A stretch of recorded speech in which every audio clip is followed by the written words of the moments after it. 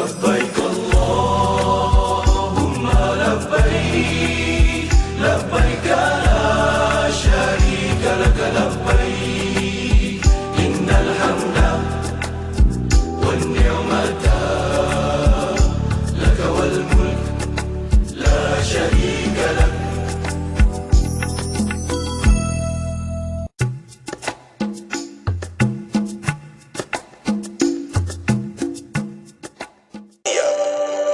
Rawahul Bukhari. Maksudnya Nabi sallallahu alaihi wasallam bersabda, tidak ada seorang nabi pun kecuali telah diberi keistimewaan khusus yang tidak diberikan kepada manusia yang lain, sehingga orang-orang beriman kepadanya. Dan adapun yang diberikan padaku adalah wahyu yang Allah turunkan padaku. Maka aku berharap bahawa aku adalah nabi yang paling banyak pengikut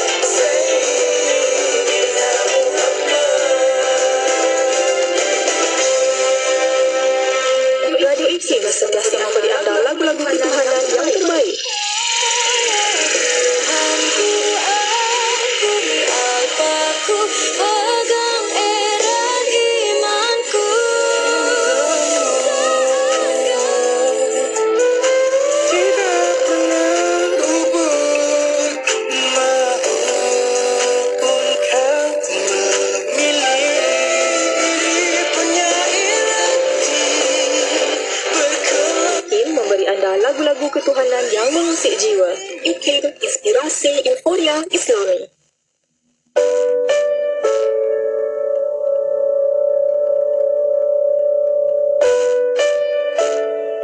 Mengapa agama itu harus dijadikan sandaran dan panduan kita? Yang pertama, agama itu memberikan makna kehidupan kita yang sebenar. Kerana ada orang yang mungkin dia kehilangan makna, dia kehilangan identiti, dia tak tahu kenapa dia hidup dan tercari-cari contoh, model, tauladan apa yang dia nak ikut dalam kehidupan. Sepatutnya orang Islam tu dia tidak perlu lagi mencari, kerana contoh itu dah jelas, panduannya juga jelas. Yang kedua, kerana agama itu dia memberikan timeline kehidupan yang betul. Kerana dalam kehidupan kita ini, kita bukan sekadar hidup di dunia ini saja. Timeline kehidupan kita itu panjang. Dunia ini hanya sementara, hanya salah satu daripada poin kehidupan kita yang sebenarnya pendek. Semuanya itu masih relatifnya pendek, kerana kita ada lagi di sana kehidupan yang lebih panjang. Malah bukan sekadar panjang, Al-Quran kata dia merupakan kehidupan yang abadi, kekal, darul qarar, rumah yang abadi dan kekal. Siti, kamu ni kejap solat, kejap tak. Jangan buat main-main, Siti. Sibuk, Mak. Masa terhad sikit. Manakah nak rehat untuk makan lagi? Nak cuci makeup sebelum solat lagi? Dah tahu masa tu terhad. Carilah sesuatu yang memudahkan. Kamu tengok sisa tu. Sempat aja dia nak bersih dan tanggalkan makeup sebelum wuduk. Dia pakai hot set kosmetik Nuraisa, Mak. Nuraisa kosmetik mesra wuduk tu. Habis tu, kenapa kamu tak pakai hot set kosmetik Nuraisa juga? Nuraisa kan kosmetik mesra wuduk. Ikan siakap buah papaya, ayuh dimakan dengan berselera. Sekiranya wakaf menjadi budaya, umatkan hidup dengan sejahtera. Amanah Saham Nasional Berhad kini memperkenalkan konsep wakaf terbaru melalui konsep wakaf saham amanah. Menggabungkan dua konsep penting, iaitu pelaburan dan wakaf. Ayuh, jangan melengah lagi. Jom berwakaf bersama ASNB untuk pengurusan yang lebih profesional dan telus. Pesanan dari saya, Badri Shah bin Alauddin. Ukirkan senyuman di wajah mereka sebagai tanda ingatan dan rasa cinta kita. Jadikan Aidiladha kali ini Aidiladha yang paling bermakna buat saudara kita di Palestin, Syria dan Yaman. Ayuh bersama kita tunaikan ibadah korban kita melalui kempen ibadah korban di Bumi Anbiya Anjuran Aman Palestin. Layari laman sesawang www.jommenyumbang.com untuk maklumat lanjut. Bangkit berjuang bersama.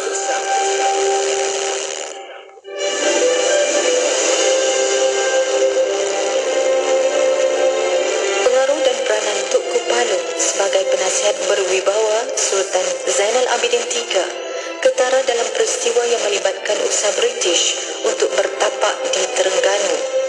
Hal tersebut dilakukan melalui perjanjian antara kerajaan Siam dengan British yang mengakibatkan naungan dan pentadbiran beberapa buah negeri Melayu termasuk Terengganu diserahkan kepada British.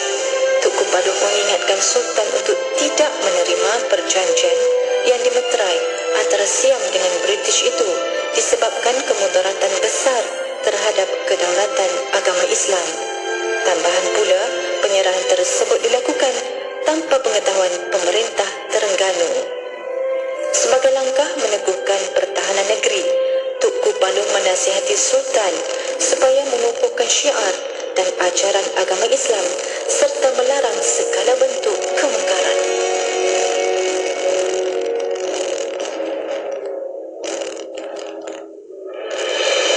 Bicara bermanfaat berbagai segmen, rancang dakwah setiap hari, lagu-lagu Islam sepanjang masa.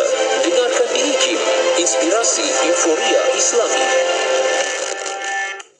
Bismillahirrahmanirrahim. Assalamualaikum warahmatullahi wabarakatuh. Terima kasih pada anda masih lagi terus setia bersama kami di Radio Institut Kefahaman Islam Malaysia, IKIM Inspirasi Euforia Islami, dan semestinya kita bertemu kembali pada waktu ini dalam rancangan Bicara Adab, dan insyaAllah seperti biasa juga akan kita bersama dengan tamu undangan kita Al-Fadhil Ustaz Ahmad Salahuddin Harun yang kini telah pun berada bersama-sama kita di talian waktu ini. Assalamualaikum Ustaz. Waalaikumsalam warahmatullahi ta'ala wabarakatuh. Apa khabar Ustaz, sihat? Alhamdulillah sihat. DJ Ruan, apa khabar, sihat? Sihat juga, Alhamdulillah. Alhamdulillah. Baik, ialah semakin hampir Ustaz ya untuk para jemaah bagi mendapatkan keberkatan dan juga pastinya nanti-nantikan untuk memulakan ibadah haji pada tahun ini, sebagaimana Ustaz juga yang kini sana. Jadi pastinya kita juga sebagaimana minggu lalu kita dah pun beralih ke satu kitab yang berjudul Rahsia Haji, karangan oleh Syekh Abdul Samad Al-Falimbangi, dan pastinya fadilah haji telah pun kita sentuh. Kali ini insya-Allah Ustaz akan bawakan yang lebih mendekati tentang ibadah haji ialah adab-adab haji. Jadi insya-Allah kita akan dengarkan penerangan daripada Ustaz sendiri untuk kita sama-sama dengarkan kejap lagi, dan sebelum itu ada baiknya untuk sama-sama kita untuk menadah tangan dan kita minta Ustaz dapat pimpin kita untuk doa majlis ta'lim. Ustaz, silakan. Astaghfirullahalazim, astaghfirullahalazim, astaghfirullahalazim. الذي لا إله إلا هو الحي القيوم وأتوب إليه. لا إله إلا الله وحده لا شريك له له الملك وله الحمد يحيي ويميت وهو على كل شيء قدير ولا حول ولا قوة إلا بالله العلي العظيم. السلام عليكم ورحمة الله تعالى وبركاته. Encik sidang pendengar IKIM yang dimuliakan Allah, InsyaAllah mari sama-sama kita mulakan pengajian kita pada malam ini dengan membaca doa majlis ta'lim dengan niat agar Allah Subhanahu wa ta'ala memberkati majlis kita pada malam ini. Allah Subhanahu wa ta'ala mengurniakan kepada kita dengan kefahaman yang benar, dan Allah Subhanahu wa ta'ala menjadikan apa yang kita pelajari ini dapat kita amalkan ketika mana kita memerlukannya nanti. Allahumma amin ya rabbal alamin. Bismillahirrahmanirrahim. اللهم إنا نقدم إليك بين أيدينا كل نفس ولمحة ولحظة وخطرة وطرفة يطرف بها أهل السماوات وأهل الأرض وكل شيء هو كائن في علمك أو قد كان نقدم إليك بين أيدينا ذلك كله. اللهم ربنا آتنا من لدنك رحمة وعلمنا من لدنك علما سبحانك لا علم لنا إلا ما علمتنا إنك أنت العليم الحكيم.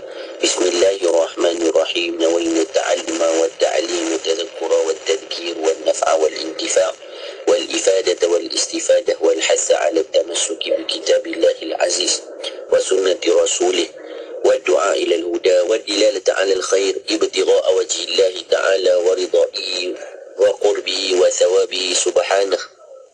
اللهم ألهمنا علما نفقه به أوامرك ونواهيك وارزقنا فهما نعرف به كيف نناجيك يا أرحم الراحمين. اللهم إنا نسألك فهم النبي وحفظ المرسلين وإلهام الملائكة المقربين.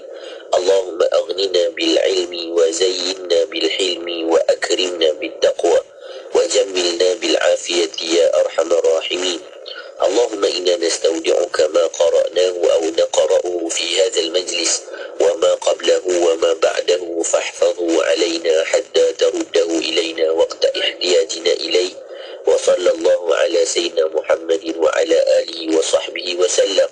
بسم الله الرحمن الرحيم. رب اشرح لي صدري ويسر لي أمري واحلل عقدة من لساني يفقه قولي وسدد ألسنتنا واهد قلوبنا وافعل كذلك بأحبابنا أبدا وارزقنا كمال فتوح العارفين والفقه في الدارين مع كمال الإخلاص والصدق واليقين والعافية والغنى والنصر والحفظ والنفع والانتفاع وخيرات الدارين وعلوم الأولين والآخرين. وصلى الله على سيدنا محمد وعلى آله وصحبه وسلم والحمد لله رب العالمين.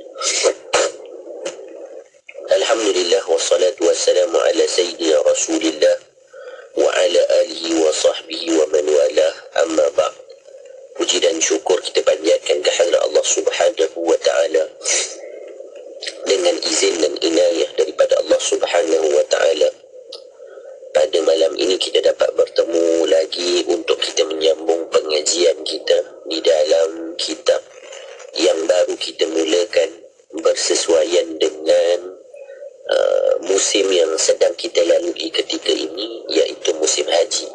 Dan kitab yang kita bicarakan pada malam ini bertajuk Rahsia Haji yang diambil daripada kitab Ihya Ulumuddin yang telah diterjemahkan dan disyarahkan oleh Syekh Abdul Samad Al-Falimbangi dan telah dirumikan oleh Syekh Ahmad Fahmi Zamzam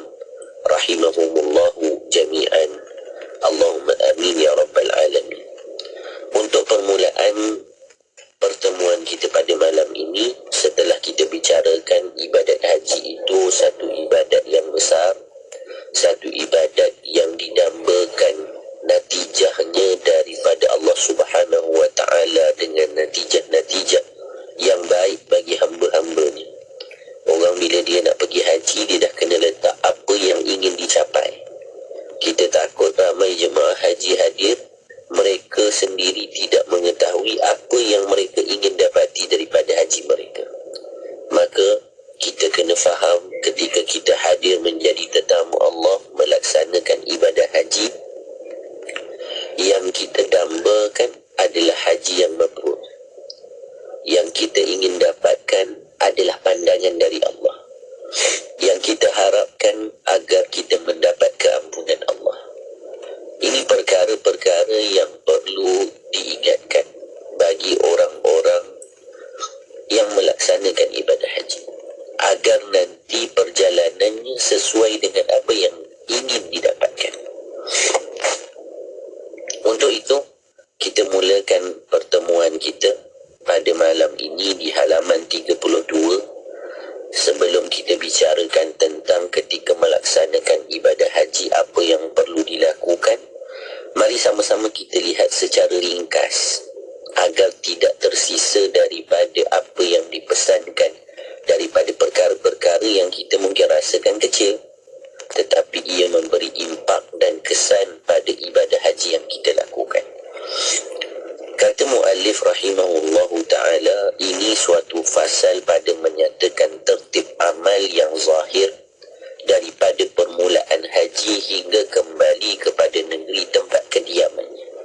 Jadi sebab itu dianjurkan bila seseorang itu nak pergi haji, dia kena membawa kitab sebagai rujukan supaya dia boleh menyemak, mengulang kaji, mengambil tahu apa yang dianjurkan untuk dilakukan, supaya tidak terluput apa-apa fadilat dan kelebihan yang mesti dilakukan dan dianjurkan untuk dilakukan ketika melaksanakan ibadah haji. Maka disebutkan jumlah yang pertama pada menyatakan segala perjalanan daripada permulaan keluar dari rumahnya hingga berihram. Jadi dalam pertemuan ataupun bahagian pertama ni kita ambil sedikit, kalaulah orang tu dia baru nak bertolak, walaupun mungkin kita sebutkan jemaah-jemaah haji kita kebanyakannya sudah sampai, tapi untuk persiapan orang-orang lain yang belum pergi. Jadi kena ambil tahu perkara-perkara ni. Walaupun belum sampai ke Mekah, sebenarnya dari tanah air ada perkara-perkara yang sudah dan mesti untuk kita lakukan.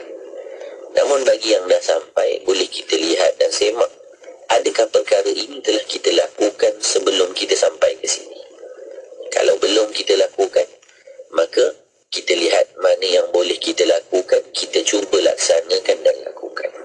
Kata muallif rahimahullah, pertama sayugianya bagi orang yang berjalan kepada mengerjakan haji dan umrah itu, bahawa ia taubat daripada segala maksiat zahir dan batin. Ini penting bagi orang-orang yang ingin mendapat pandangan Allah Subhanahu wa ta'ala. Mulakan perjalanan haji kita dengan taubat kepada Allah. Sebelum kita bertolak nanti ke Arafah, maka bertaubatlah dengan memperbanyakkan istighfar, memperbanyakkan menangis, memperbanyakkan menyesal di atas segala kesalahan-kesalahan kita yang telah kita lakukan. Kita harap Allah menerima taubat kita sebelum kita sampai lagi ke bumi Arafah, dan kita harap kita dibersihkan sebelum kita sampai di tempat-tempat pelaksanaan ibadah haji, supaya kita datang kepada Allah dalam keadaan putih dan bersih seperti pakaian ihram yang sedang kita pakai. Dan kenapa kita ingin menjadi orang-orang yang bertaubat? Kerana telah disebut oleh baginda Nabi SAW, "At-taibu minan dhanbi kaman la dhanbalah." At-taibu minan dhanbi kaman la dhanbalah. Orang yang bertaubat daripada dosa-dosanya seumpama tidak ada dosa. Tak ada dosa. Bersih. Semua orang dalam hidup ni Jeruan tak ada yang tidak melakukan dosa dan kesalahan. Tetapi siapa yang baik dari kalangan orang yang melakukan dosa dan kesalahan, itulah dia orang-orang yang bertaubat. Dan Allah Subhanahu wa ta'ala mengasihi dan menyintai dan suka kepada orang-orang yang bertaubat. Maka bukanlah bila mana kita melakukan kesalahan, tidak ada jalan untuk kita kembali kepada Allah.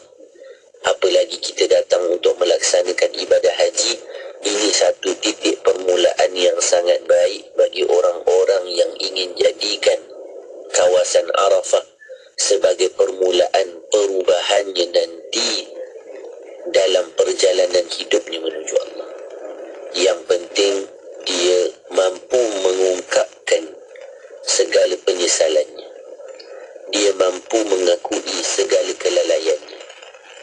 Sehingga setiap langkah yang akan dilangkahi ketika melaksanakan ibadah haji dilangkahi dengan cucuran air mata dan juga dengan hati yang basah, mengharapkan pandangan kasih sayang, rahmat daripada Allah Subhanahu wa ta'ala.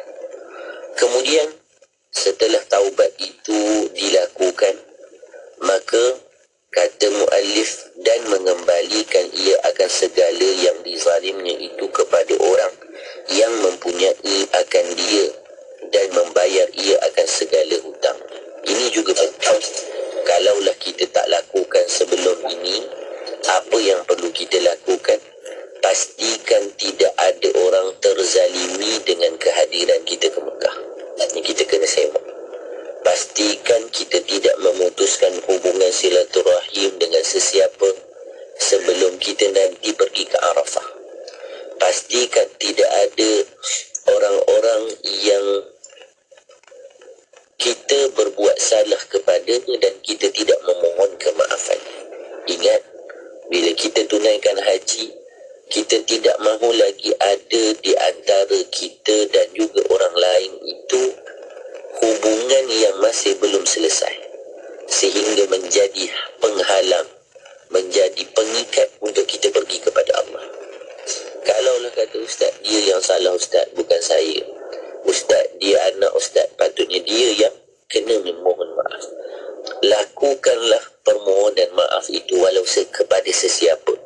Bukan kerana siapa yang betul dan siapa yang salah, tetapi lakukanlah ianya kerana Allah.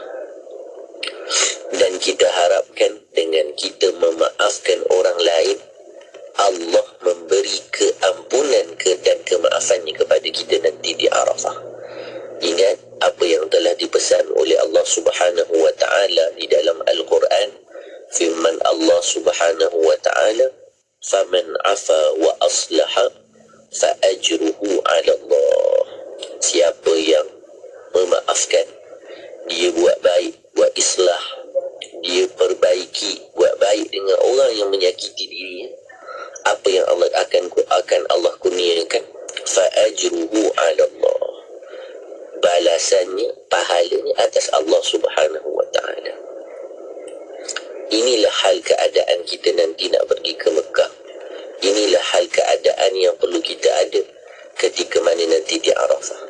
Jangan sampai kita terharam ataupun diharamkan daripada segala kebaikan di bumi Arafah kerana keegoan yang tidak bertempat yang ada pada kita. Tidak mahu kita mohon maaf, tidak mahu kita sambung silaturahim. Kalau kita ada kecil hati sebelum ni, tinggalkan semua. Besarkan jiwa kita bukan untuk pandangan manusia, tetapi untuk pandangan Allah Subhanahu wa ta'ala. InsyaAllah sebentar lagi kita akan sambung lagi apa persiapan-persiapan yang dilihat mungkin tidak banyak ataupun mungkin macam tak perlu sangat ataupun tak ada kaitan pun dengan rukun-rukun haji. Tapi sebenarnya ia sangat memberi kesan kepada ibadah haji yang akan kita lakukan nanti insya-Allah. InsyaAllah. Alhamdulillah, terima kasih banyak Ustaz atas penerangan yang awal ni untuk kita bawakan pada kali ini berkenaan dengan tajuk kita adab-adab haji menerusi kitab rahsia haji. Dan insyaAllah sebagaimana Ustaz sebutkan tadi, kita nak berehat dulu. InsyaAllah kita akan kembali lagi selepas ni. Pada anda terus setia bersama kami hanya di IKIM, Inspirasi Inforia Islam.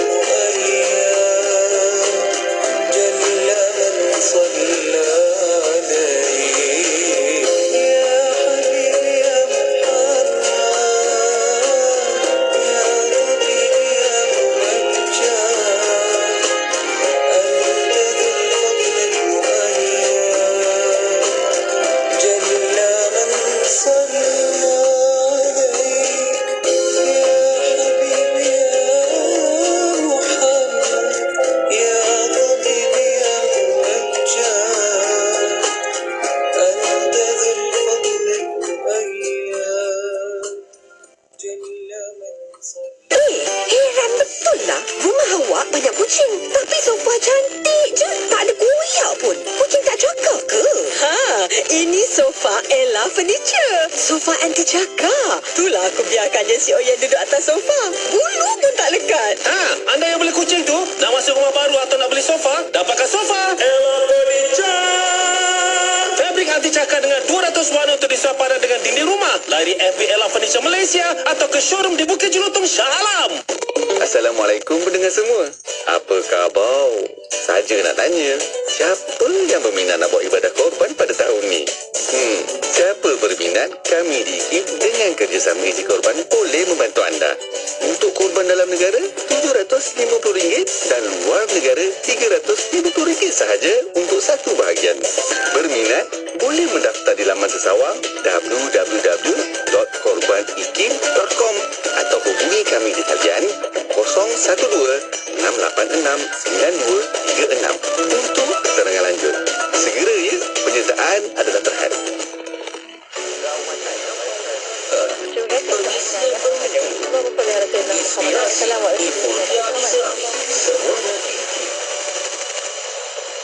Terus setia bersama kami yang jadi IKIM Inspirasi Inforia Islami, dan kita masih lagi bawakan kepada anda untuk waktu ini dalam rancangan Bicara Adab bersama kita Fadil Ustaz Ahmad Salahuddin Harun, dan kita masih lagi terus untuk membicarakan mengenai kitab Rahsia Haji, dan pada kali ini kita memberikan penumpuan terhadap tajuk kita Adab Haji. Jadi untuk itu kita nak sambung kembali bersama dengan Ustaz dalam pertemuan kita pada kali ini. Silakan Ustaz. Bismillahirrahmanirrahim. Terima kasih diucapkan kepada DJ Irwan hafizahullah ta'ala wa madda'ahu bisihatin wa afiat.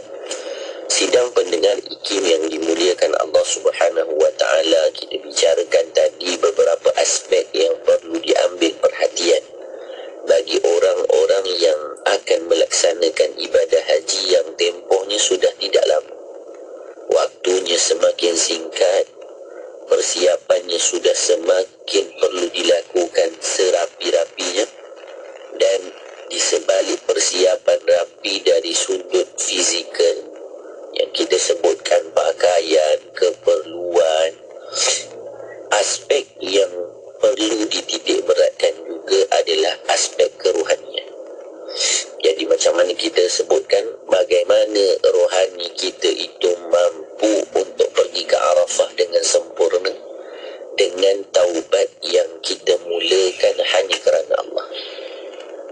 Diikuti pula setelahnya itu dengan Allahumma salli ala Sayyidina Muhammadin wa ala alihi wa sahbihi wa barik wa sallim. Dengan apa yang kita sebutkan tadi, kita mengembalikan hak-hak orang lain, orang-orang yang kita zalimi, orang-orang yang kita ada bersalah pada mereka, maka kita mohon keampunan mereka.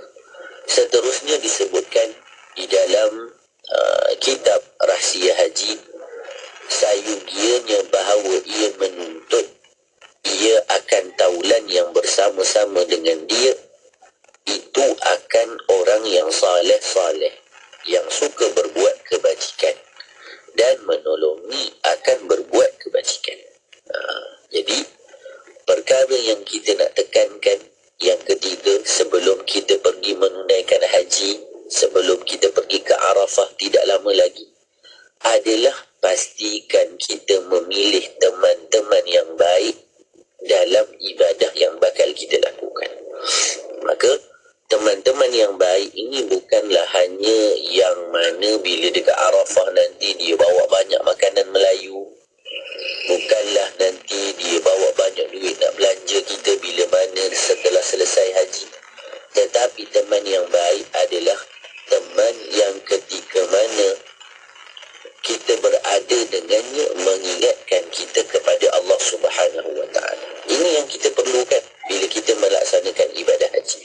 Kalau kita terlalai di Arafah dengan sibuk dengan telefon bimbit, kita terlalai di Arafah dengan sibuk mengambil gambar, kita terlalai di Mina, di Muzdalifah, banyak bersembang-sembang perkara yang tidak sepatutnya, maka ada tangan-tangan yang menarik kita untuk kembali kepada jalan yang benar. Ini perkara yang sangat penting, yang perlu untuk kita cari sebelum kita menunaikan ibadat haji. Pastikan cari teman yang baik sebelum kita nanti bertolak, kerana teman-teman itu banyak, tetapi yang ingin kita dapatkan adalah yang mana memberi kebaikan kepada kita, bukan hanya di dunia tetapi di akhirat. Baik, seterusnya tadi kita sebut jaga hubungan kita dengan semua orang. Maka usahakan sebelum bertolak nanti ke bumi Arafah, pastikan kita telefon ke tanah air kita, minta maaf lagi pada teman-teman yang mungkin pernah kita sakiti, ahli keluarga kita terutamanya. Telefon juga kepada ibu dan ayah kita untuk mohon keampunan mereka dan minta mereka doakan kepada kita agar dikurniakan haji yang mabrur. Perkara-perkara ini mungkin tidak ada di dalam silibus pengajian haji, tetapi ia diajarkan daripada para guru kepada murid-muridnya dan diwarisi, kerana ia perkara yang berkaitan dengan adab dan akhlak bagi seorang yang digelar sebagai tetamu Allah. Allahumma salli ala Sayyidina Muhammadin wa ala alihi wa sahbihi wa barik wa sallim. Kemudian perkara seterusnya disebutkan oleh Syekh Abdul Samad Falimbani dalam kitabnya Rahsia Haji. Kata beliau, sayugianya apabila hendak keluar ia daripada rumahnya itu, bahawa sembahyang 2 rakaat dahulu daripada keluarnya, dan dibaca pada rakaat pertama itu Al-Fatihah dan Al-Kafirun, dan pada rakaat kedua itu Al-Fatihah dan Al-Ikhlas. Kemudian kata beliau, apabila selesai daripada sembahyang, maka mengangkat kedua tangannya dan berdoa dengan ikhlas serta benar niatnya kerana Allah Subhanahu wa taala. Teruskan lagi perjalanan kita sebelum kita keluar daripada hotel kita. Kalau dalam konteks kita sekarang ni, jemaah haji dia bukan nak terbang daripada Malaysia dah. Jadi daripada hotel dia nak mulakan perjalanannya dengan dia berniat haji. Mulakan dengan salat 2 rakaat, menyerahkan perjalanannya itu kepada Allah, mengharapkan bantuan daripada Allah. Inilah ahwal keadaan orang yang melaksanakan ibadah haji. Tidak dibiarkan setiap detik pergerakannya, gerak diamnya, nafasnya, melainkan menggantungkan semuanya kepada Allah. Walaupun sebenarnya inilah hakikat yang perlu kita lakukan setiap hari, tapi mungkin dekat rumah kita, kita selalu teruji dengan pelbagai dugaan dan cabaran, pelbagai kelalaian, kealpaan yang melupakan kita. Namun bila kita dah hadir di sini, anak-anak tidak ada mengganggu kita, pekerjaan tidak ada mengganggu kita, maka kita tumpukan ibadah kita supaya menjadi benar-benar mengikut apa yang dianjurkan oleh Allah dan baginda Nabi, supaya perjalanan haji kita dinaungi dan dipelihara oleh Allah Subhanahu wa taala. Inilah yang semua orang sebenarnya inginkan dalam ibadah haji yang mereka lakukan. Maka tak ada jalan lain, bukan hanya tentang kemewahan kenderaan yang akan kita naiki, bukan hanya tentang kemewahan makanan yang akan kita dapati, bukan hanya keselesaan pada kemah-kemah yang kita inginkan, tetapi yang kita inginkan sesuatu yang lebih besar, penjagaan Allah dalam setiap perjalanan yang akan kita lewati. Maka pesankan pada kawan-kawan kita, jemaah-jemaah kita, supaya mulakan nanti hari pergerakan kita daripada bumi Mekah dengan kita menyerahkan urusan kita kepada Allah, dengan kita menyerahkan perjalanan kita kepada Allah. Itu perkara yang benar-benar perlu untuk kita pesankan, harapkan daripada Allah Subhanahu wa ta'ala. Maka bacalah doa musafir. Kalau di dalam kitab ini disebutkan doa musafir dan juga pengharapan kita kepada Allah, dan sebutkanlah sebelum kita keluar daripada hotel kita nanti dengan menyebutkan Bismillah tawakkaltu ala Allah la hawla wa la quwwata illa billah al-aliyyil azim. Rabbi a'udhu bika an adilla aw udal aw أذل أو أذل أو أزل أو أزل أو أظلم أو أظلم أو أجهل أو يجهل علي اللهم إني لم أخرج أشرا ولا بطرا ولا رياء ولا سمعة بل خرجت اتقاء سخطك وابتغاء مرضاتك وقضاء فرضك واتباع سنة نبيك وشوقا إلى لقائك. Maka bergeraklah kita nanti dalam keadaan berdoa dan terus berdoa dan terus berdoa dan terus berharap dan teruskan segala amal-amal kita dengan kita memuji Allah, dengan kita membesarkan Allah. Dan bila mana sebelum kita bertolak dari tempat penginapan kita, bagi yang belum berniat haji, niatlah haji. Dan ketika itu harapkanlah bantuan dari Allah. Dan ingat, ketika mana kita ingin mendapatkan haji yang mabrur, maka disebut oleh Al-Imam Nawawi bagaimana nak dapat haji yang mabrur. Maka disebutkan bermula daripada niat kita nanti sampai selesai ibadah haji yang kita lakukan, janganlah padanya ada bercampur walaupun sedikit daripada dosa. Allahumma salli ala sayyidina Muhammadin wa ala alihi wa sahbihi wa barik wa sallim. Kemudian bergeraklah kita menuju ke tempat-tempat pelaksanaan ibadah haji dengan menjaga segala larangan-larangan ihram yang kita perlu jaga. Dan ingat, orang yang melaksanakan ibadah haji yang telah dipesankan kepada kita sebagaimana di dalam Al-Quran, fala rafatha wala fusuqa wala jidala fil hajj. Jangan kamu cakap yang tak elok, jangan kamu buat yang tak elok, jangan kamu berbantah-bantah ketika melaksanakan ibadah haji. Mungkin mudah untuk kita jaga larangan-larangan ihram agar tidak dilakukan. Jaga rambut kita daripada gugur, jaga dari tidak pakai wangian. Tapi sukar untuk kita jaga lisan kita dalam bertutur. Sukar untuk kita jaga mata kita dari menendahkan orang lain. Inilah tarbiyah yang ingin disampaikan di dalam ibadah haji, sehingga amal-amal itu menjadi sebab kita menahan hawa nafsu kita, diri kita daripada melakukan perkara yang Allah Subhanahu wa ta'ala haramkan, sehingga bila mana kita mampu menjaga diri kita dan akhirnya kita mendapat satu perkara yang didambakan oleh semua orang, itulah dia haji yang mabrur yang disebutkan laisa lahu jazaa'un illal jannah. Tidak ada balasan lain melainkan akan diperoleh syurga bagi orang-orang yang mendapat haji yang mabrur. Mudah-mudahan Allah kurniakan kepada semua yang berwukuf pada hari ini, pada tahun ini, sama ada dari mana-mana pelosok dunia, kesemuanya mendapat haji yang mabrur dan penerimaan daripada Allah Subhanahu wa ta'ala. Allahumma amin ya rabbal alamin. Alhamdulillah, kita ucapkan banyak terima kasih kepada Ustaz, dan kita doakan juga semoga Ustaz dan juga para jemaah yang berada di Tanah Suci akan diberikan yang terbaik dan juga haji yang mabrur juga, insyaAllah Ustaz, ya. InsyaAllah. Baik, ada peluang lain kita bertemu lagi Ustaz untuk siri akan datang. Jadi terima kasih sekali lagi pada Ustaz, dan insyaAllah kita jumpa lagi. Assalamualaikum Ustaz. Waalaikumsalam warahmatullahi ta'ala wabarakatuh. Pada anda teruskan setia bersama kami hanya di IKIM, Inspirasi Inforia Islami.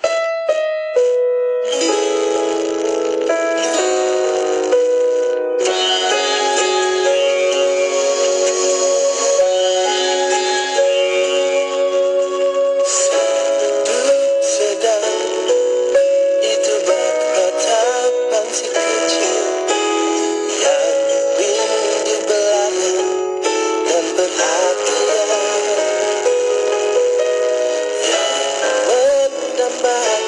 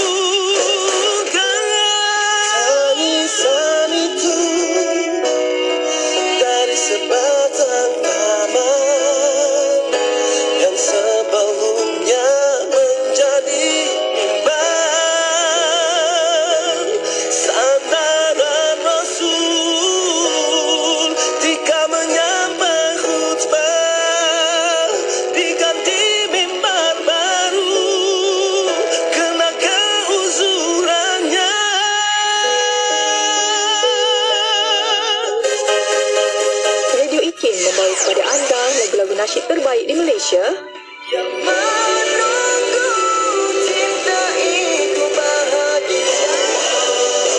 Tim memberi anda lagu nasyid yang mengusik jiwa.